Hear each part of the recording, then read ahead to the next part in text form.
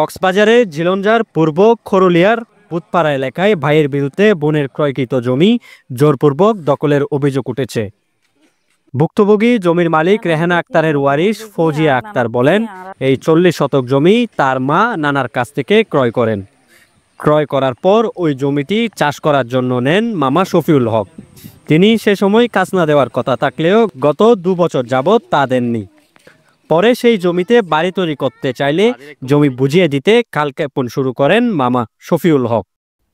দেখি জবিনাল দেখি আর নানাতি আর মানে আর আম্মা কিনে আর কি তাহলে এখন আর এটা ঘর করতে চাই তাহলে মামারা আর মানে জানাই আন ঘর করতে চাই দিয়ান বল দেখি আর মামা আর আম্মা তাই তুলে দি জানাই আন আর ঘর করে বেলা চাই দি তখন দিব দিব দিব তাহলে আর দিল লাগিয়ত কিছু ইয়ার 2 বছর কিন্তু আর এখন লাগিয়তি নদে আর এখন আর এটা ঘর করতে চাই আর এখন জায়গা লাগে আর জায়গা মানে আর ফৌজিয়া আক্তার আরো অভিযোগ করে বলেন, জমি নিয়ে কথা বলতে গেলেই মামা শফিউল হক তাদেরকে ভয়ভীতি প্রদর্শন সহ নানান হুমকি দমকি দেন।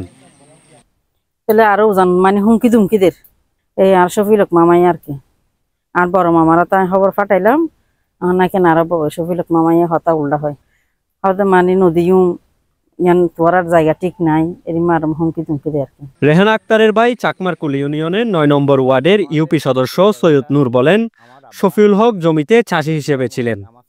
জমির মালিককে না জানিয়ে তিনি ওই জমিতে ইটভাটা তৈরি করেন। বর্তমানে বাড়ি তৈরি করার জন্য জমি ফেরত চাইলে বিভিন্নভাবে হুমকি দমকি দেন শফিউল হক।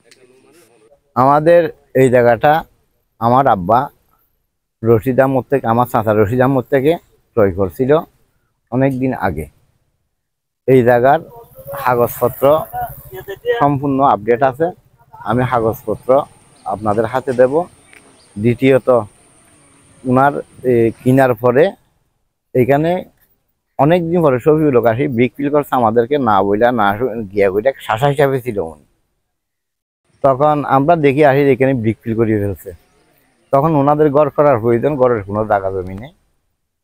এখন আমাদেরকে বলছে যে একটু শফিউল হক মামারে বলো আমার জায়গাটা যেমন ছাড়িয়ে দিয়ে আমি ঘর করবো। সে এখন উল্টাপাল্টা কথাবার্তা বলে, বিভিন্ন হুমকি দমকি দেয়। এই আর বিগত 2-3 বছর ধরে কোনো টাকা পয়সাও দেয় নাই। টাকা পয়সাও দেবো না, জাগও দেবো না, তোমরা পারলে কি করে নিবা নিও। এমন অভিযোগের বিষয়ে শফিউল হকের মুঠোফোনে কল করা হলে তার মোবাইল ফোন বন্ধ থাকায় বক্তব্য নেওয়া সম্ভব হয়নি।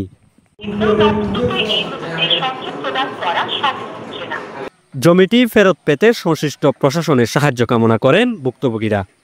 Desk report, CCN।